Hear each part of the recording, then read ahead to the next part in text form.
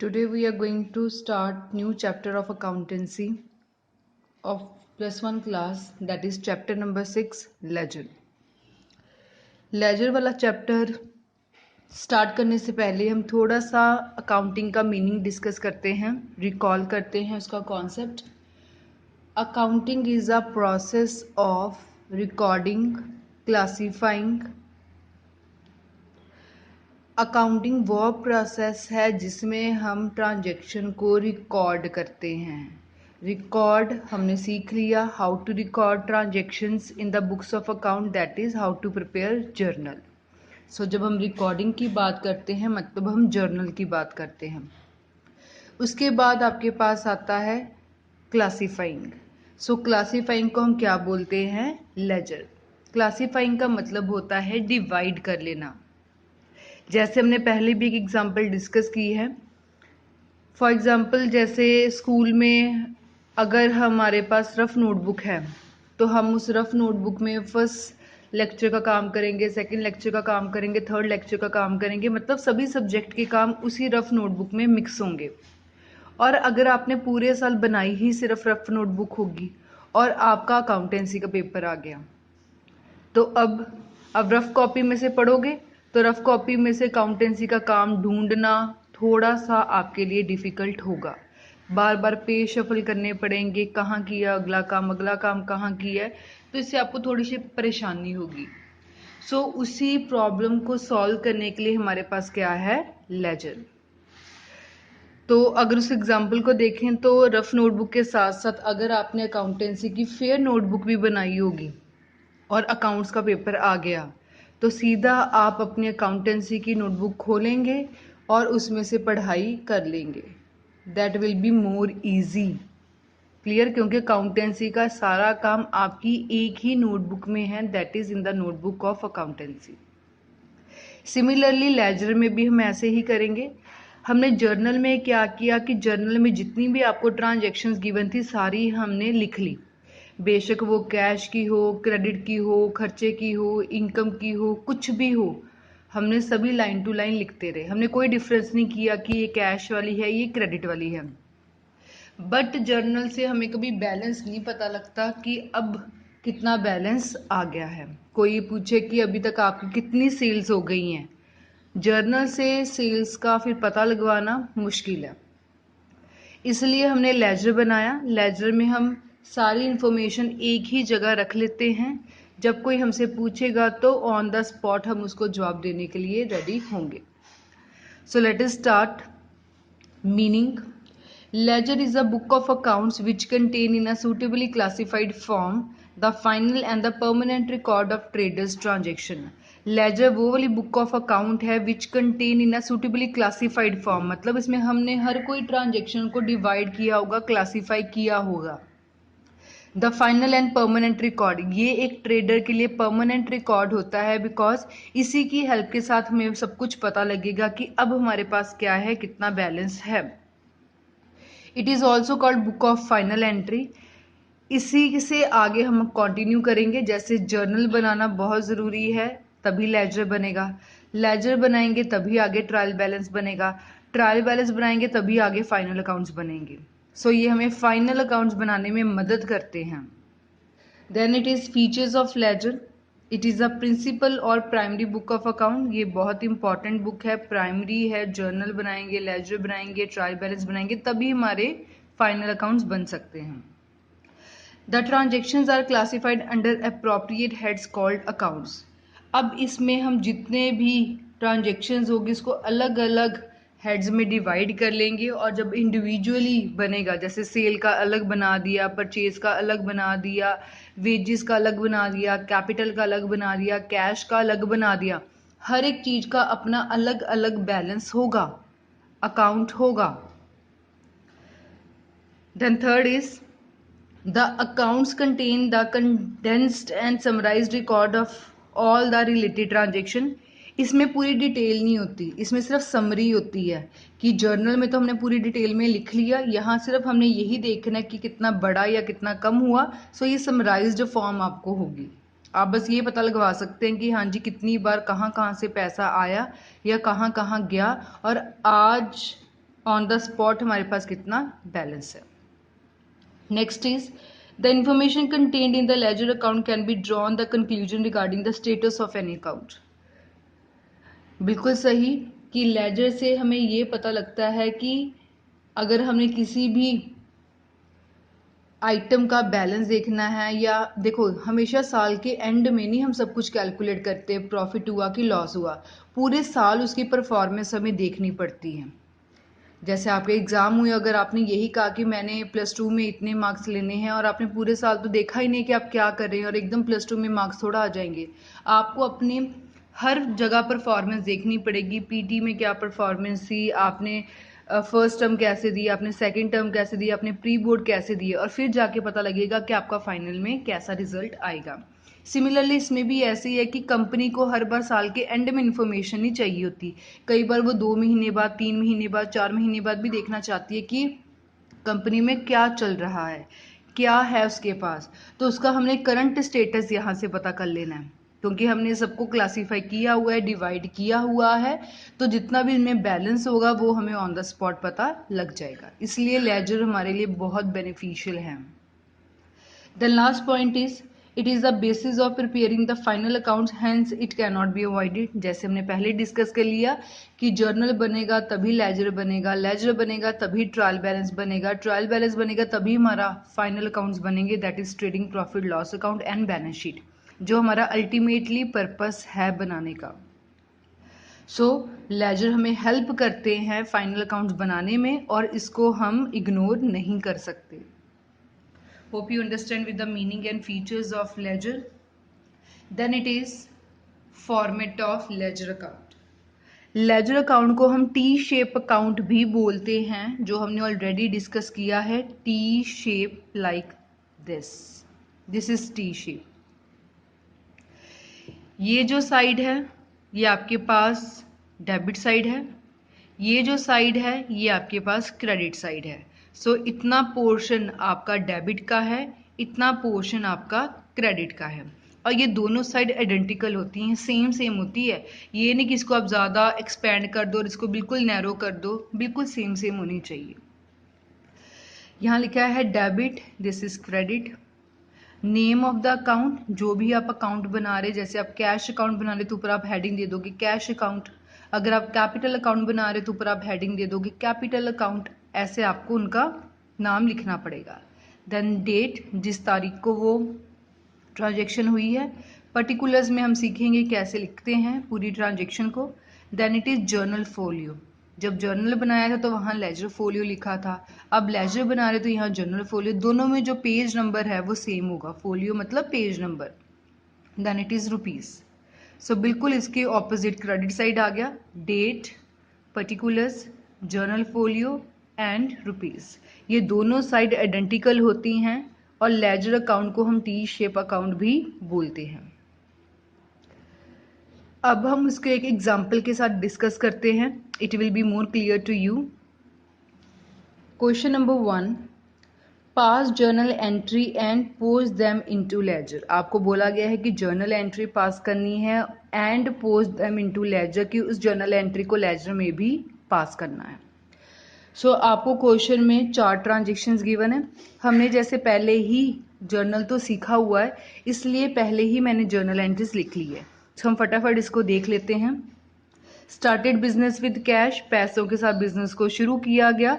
So company में cash आ गया, और जब स्टार्टिंग में पैसा लगाते हैं उसको हम कैपिटल बोलते हैं। सो एंट्री बन गई cash account debit to capital account. Second 3 April की ट्रांजेक्शन है, goods purchase for cash 50,000, goods को खरीदा गया कैश देकर 50,000। गुड्स जब हम परचेज करते हैं हमारे लिए खर्चा होता है डेबिट, गुड्स को खरीदा पैसा चले गया to cash account credit.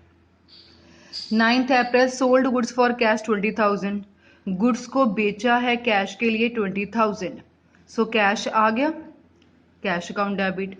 Goods को जब बेचते हैं तो ये इनकम होती है टू सेल्स अकाउंट।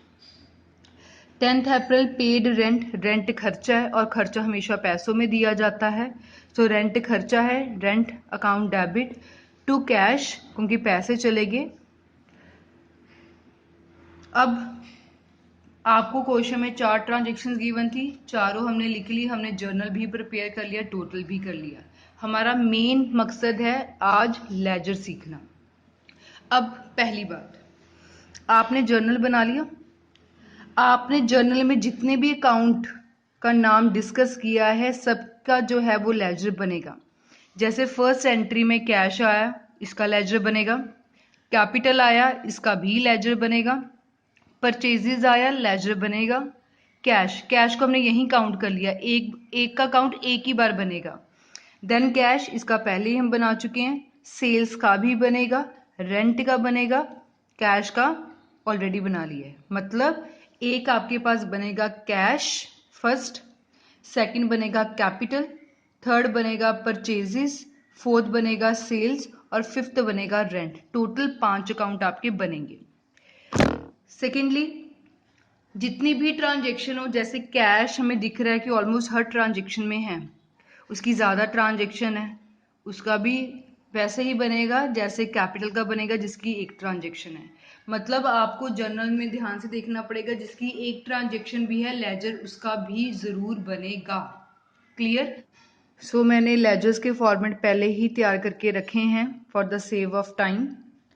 सो सबसे पहले हम कैपिटल अकाउंट बनाते हैं। अब ध्यान से देखना इसको कैसे बनाया जाता है। अब आपको आइडेंटिफाई करना है कि कैपिटल कौन सी ट्रांजेक्शन में है। फर्स्ट एंट्री में कैपिटल है, यस है। कैपिटल का कौन सा बैलेंस है, डेबिट बैलेंस की क्रेडिट बैलेंस? कैपिटल का क्रेडिट बैलेंस है। क्रेडिट है तो हमने भी क्रेडिट साइड ही डालना है। क्लियर? कैपिटल का क्रेडिट बैलेंस है, हमने भी जब कैपिटल अकाउंट बनाना है उसकी क्रेडिट साइड में ही लिखना है। क्लियर? बट लिखना क्या है, ऑपोजिट। सो ये डेबिट साइड है, ये टू वाली साइड होती है, ये क्रेडिट साइड है, ये बाय वाली साइड होती है। 2019 इज द ईयर, 1 अप्रैल की ट्रांजेक्शन है। कैपिटल क्रेडिट है, हमने भी क्रेडिट साइड ही डालना है, बट लिखना क्या है, इसका रिवर्स। ये कैपिटल क्या बना, कैश आया तो कैपिटल अकाउंट जनरेट हुआ, तो यहां लिखना है by cash account with ₹1 lakh.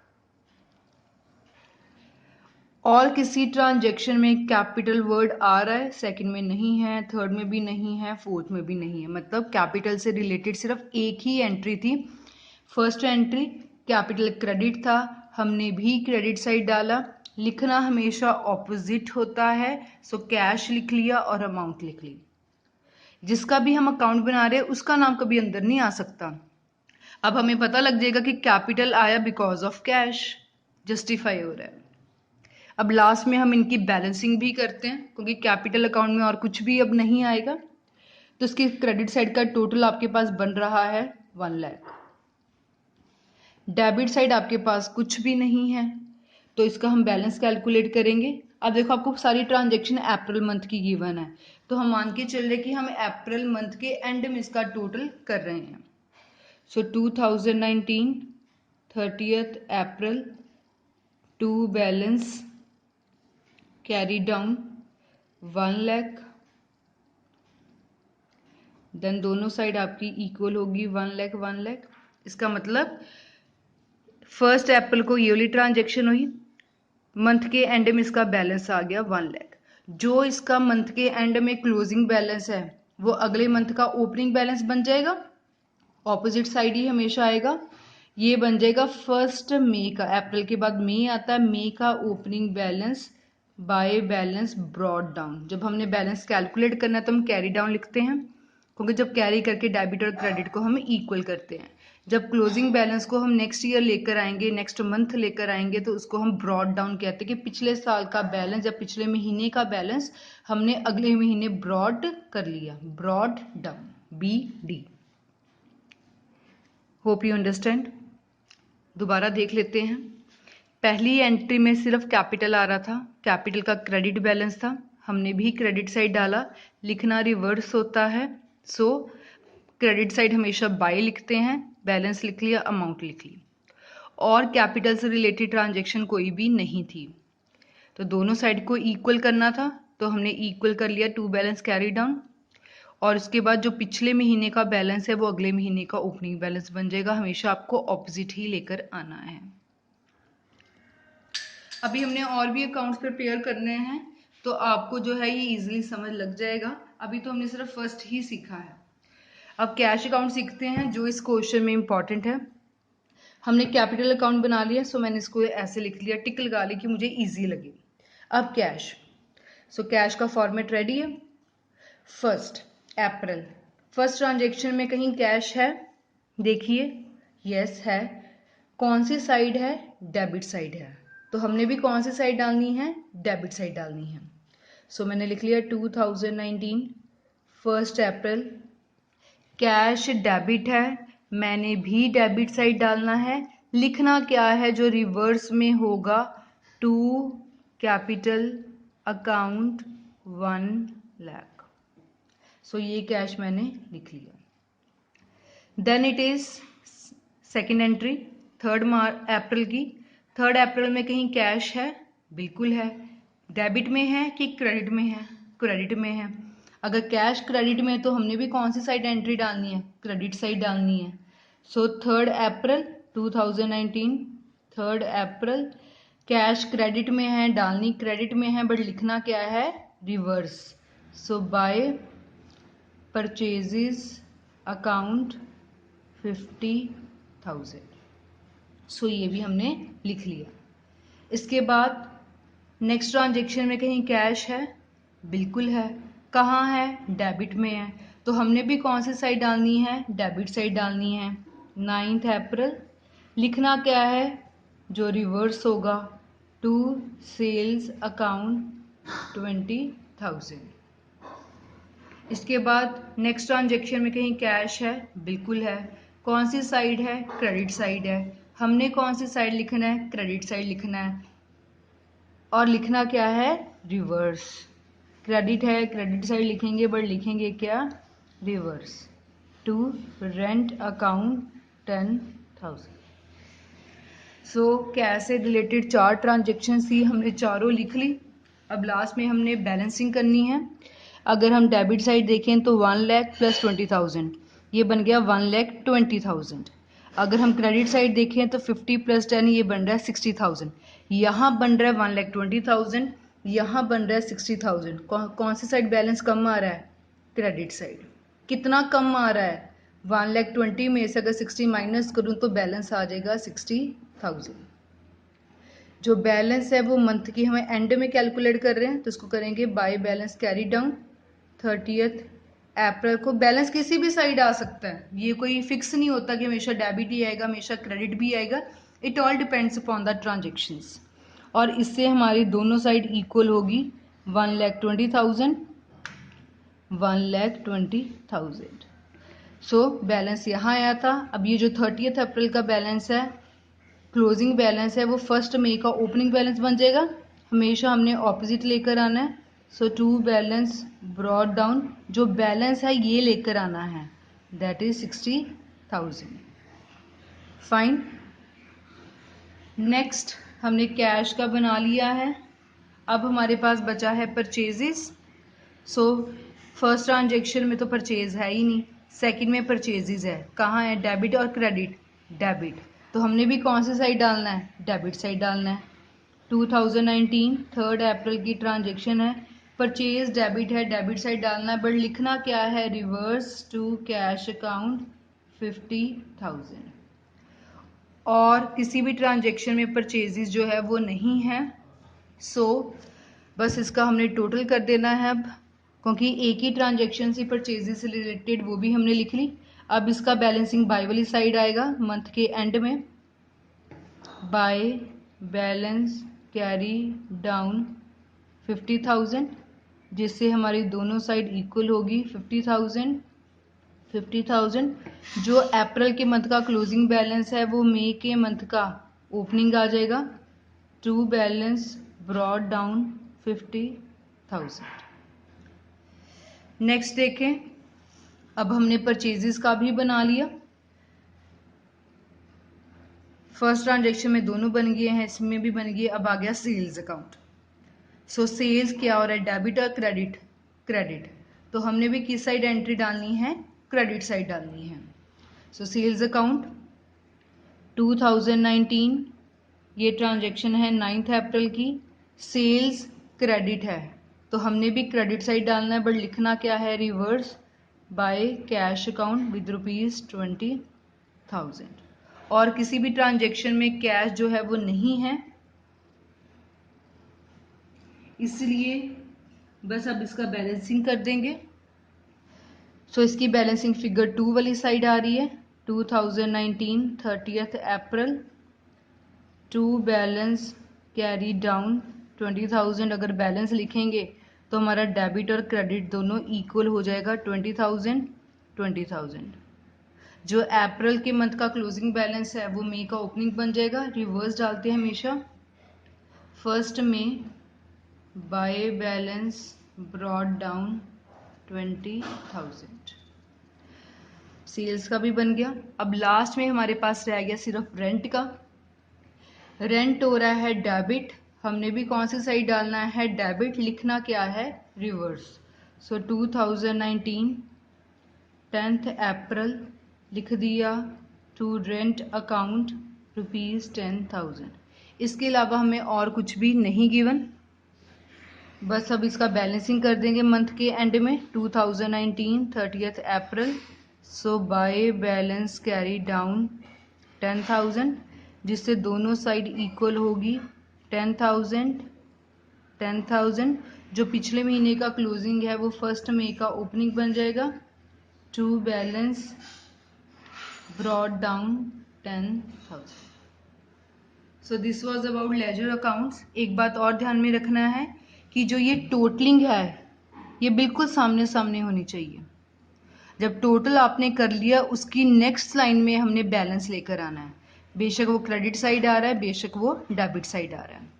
So laser is very easy. अगर आपको जर्नल प्रॉपर आता है तो लेजर बनाना मुश्किल नहीं है, बट अगर आप जर्नल एंट्री बाय मिस्टेक गलत लिख लेंगे तो आपका लेजर अकाउंट ज़रूर अफेक्ट होगा।